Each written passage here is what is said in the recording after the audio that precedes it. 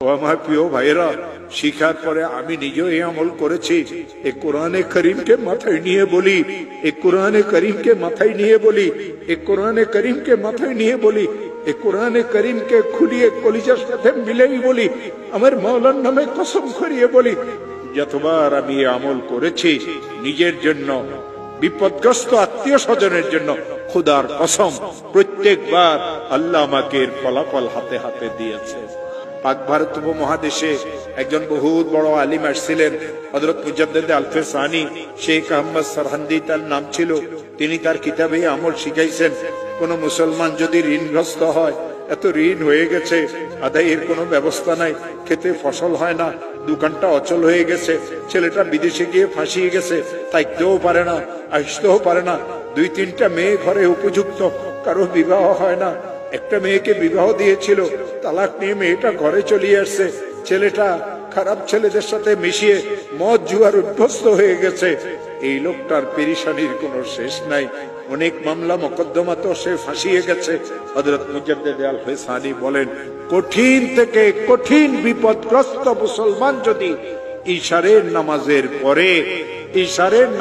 পরে তাসবিহ হাতে নিয়ে যেই দরুদ শরীফ পড়তে জানে, 100 বার দরুদ শরীফ পড়বে। আল্লাহুম্মা সাল্লি আলা সাইয়্যিদিনা মুহাম্মদ, আল্লাহুম্মা সাল্লি আলা সাইয়্যিদিনা মুহাম্মদ, আল্লাহুম্মা সাল্লি আলা সাইয়্যিদিনা মুহাম্মদ। আর 499 বার পড়বে লা হাওলা ওয়ালা কুওয়াতা ইল্লা বিল্লাহ। একবার পড়বে লা হাওলা ওয়ালা কুওয়াতা ইল্লা বিল্লাহিল আলিয়্যিল আযীম। আবার 100 বার দরুদ শরীফ পড়বে, হাত পাতিয়ে বলবে, আল্লাহ আমি তো মামলা মোকদ্দমায় ফেঁসে গেছি। হাত পাতিয়ে বলবে, আল্লাহ আমার মেয়েগুলির তো বিবাহ হচ্ছে না। হাত পাতিয়ে বলবে, আল্লাহ আমার একটা মেয়ে তালাক নিয়ে ঘরে চলে এসেছে। হাত পাতিয়ে বলবে, আল্লাহ আমি মামলা মোকদ্দমাতে ফাঁসিয়ে গেছি। হাত পাতিয়ে বলবে, আল্লাহ আমার খেতে ফসল হয় না। হাত পাতিয়ে বলবে, আল্লাহ আমার ব্যবসাটা অচল হয়ে গেছে। হাত পাতিয়ে বলবে, আল্লাহ আমি সন্ত্রাসীদের দ্বারা কবলিত।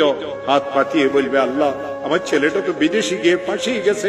হাত পাতিয়ে দিয়ে বলবে, আল্লাহ আমার আরেকটা ছেলে তো অনেক খারাপ হয়ে গেছে, আমাকে মারধর করতে চায়।